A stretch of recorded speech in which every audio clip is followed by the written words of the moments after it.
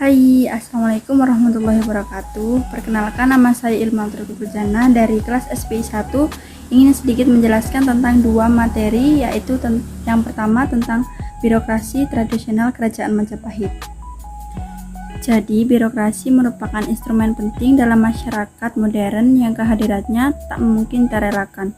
Eksistensi birokrasi ini sebagai konsekuensi logis dari tugas utama negara atau pemerintahan untuk menyelenggarakan kesejahteraan masyarakat atau social welfare. Negara dituntut terlibat dalam memproduksi barang dan jasa yang diperlukan oleh rakyatnya atau public goods and service, baik secara langsung maupun tidak. Bahkan dalam keadaan tertentu, negara yang memutuskan apa yang terbaik bagi rakyatnya.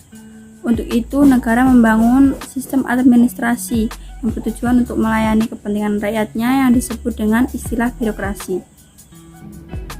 Yang selanjutnya yaitu tentang konsep birokrasi Kerajaan Majapahit. Meminjamkan kata birokrasi tentunya tidak dapat ditinggalkan nama Max Weber, sebab ia yang melakukan studi awal tentang birokrasi yang diidentikannya dengan organisasi. Bentuk birokrasi yang dibahas oleh Weber digolongkan sebagai tipe ideal. Hematnya, birokrasi yang dianggap ideal apabila memiliki ciri-ciri, yaitu yang pertama tentang fungsi jabatan ditentukan secara tegas. Yang kedua, adanya hierarki yang tegas. Yang ketiga, pejabatnya diangkat berdasarkan suatu kontak dan dipilih atas dasar kualifikasi profesional yang idealnya berdasarkan ijazah. Tidak adanya hubungan kekerabatan, persahabatan, dan ia dapat diberhentikan. Yang keempat, berhak menerima gaji dan pensiun. Yang kelima, mekanisme kerja diatur oleh undang-undang. Yang keenam, adanya falsafah dasar organisasi untuk mencapai efektivitas kerja dan efisiensi. Kerajaan Majapahit merupakan kerajaan kuno yang dapat kita ketahui dengan agak lengkap struktur pemerintahan dan birokrasinya. Pada masa pemerintahan Hayam Wuruk, Kerajaan Majapahit telah mencapai puncak keemasnya. Pada masa itu, Majapahit telah memiliki susunan pemerintahan dan sarana birokrasi yang teratur. Dari bahan-bahan keterangan yang ada dapat disimpulkan bahwa struktur pemerintahan dan birokrasi Kerajaan Majapahit selama perkembangan sejarahnya tidak dapat berubah. Sebagai besar sumber tentang masalah ini berasal dari zaman keemasan Majapahit, sehingga struktur pemerintahan dan birokrasi Kerajaan Majapahit secara keseluruhan tidak jauh berbeda dengan keadaannya pada masa pemerintahan Hayam Wuruk. Struktur pemerintahan Kerajaan Majapahit mencerminkan adanya birokrasi yang bersifat teritorial dan desentralisasikan dengan birokrasi yang terperinci. Hal ini terjadi karena adanya pengaruh kepercayaan yang bersifat kosmologi. Dalam wilayah Kerajaan Majapahit terdapat pembagian kerajaan kecil seperti Daha, Kauripan, Tasem, Pajang, Matahun, Wengker, dan sebagainya. Dalam pemerintahan kerajaan kecil atau daerah tersebut memiliki raja dan perangkat kerajaan yang lengkap. Masing-masing kerajaan daerah mempunyai otonomi penuh dan tentu saja dengan kewajiban-kewajiban tertentu kepada pemerintah pusat yang pelaksanaannya dilakukan baik oleh pejabat maupun oleh pejabat daerah yang bersangkutan. Pada masa Kerajaan Majapahit, susunan pemerintahan daerah sebagai berikut, yaitu penguasa tertinggi adalah Rakai atau Pangat yang dibantu Patih atau Wahuta membawahkan beberapa juru. Juru membawahkan beberapa wedana dan wedana membawahi beberapa kuwu yang membawahi beberapa buyut dan buyut membawahi beberapa rama. Sekian materi yang pertama tentang birokrasi tradisional Majapahit. Lanjut materi yang selanjutnya yaitu tentang organisasi yang sudah sering kita dengar, yaitu Nahdlatul Ulama. Nama Nahdlatul Ulama berasal dari bahasa Arab, yaitu Nahdlatul Ulama yang artinya berdiri atau bergerak. Nama Nahdlatul Ulama menyesatkan atau ulama kuno.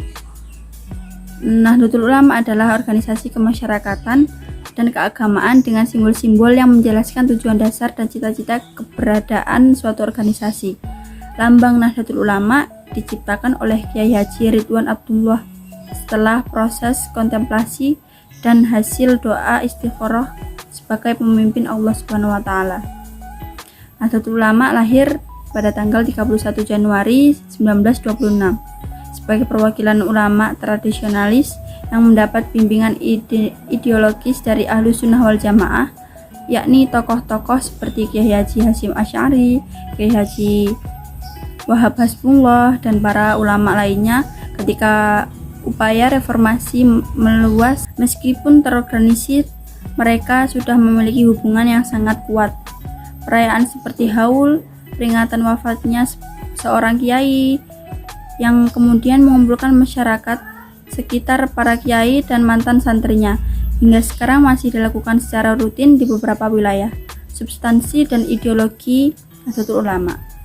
Dalam sejarah Nahdlatul Ulama, penciptaan Nahdlatul Ulama tidak dapat dipisahkan dengan dukungan ajaran Ahlus Sunnah wal Jamaah atau yang sering disebut juga dengan Aswaja.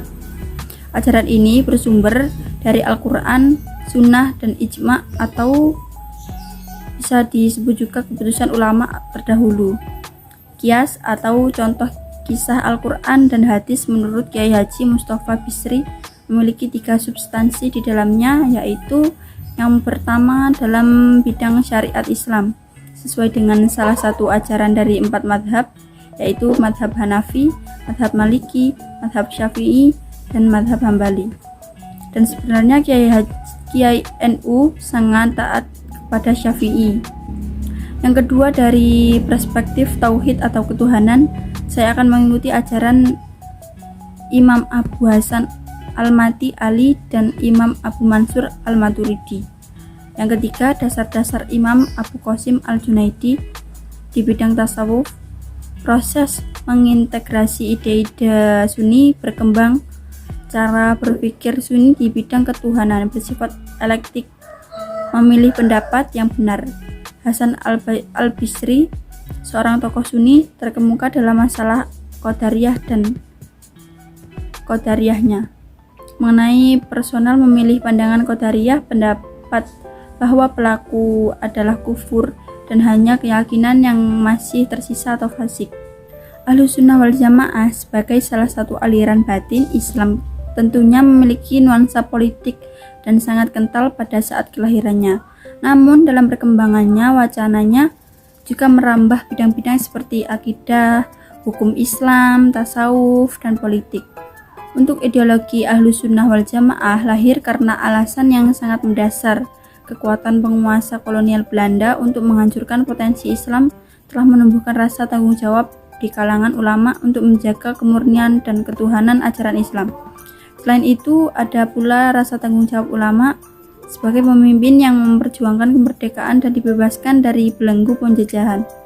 Ulama juga memiliki rasa tanggung jawab untuk menjaga kedamaian bangsa Indonesia. Sekian dari penjelasan saya, kurang lebihnya mohon maaf. Wassalamualaikum warahmatullahi wabarakatuh.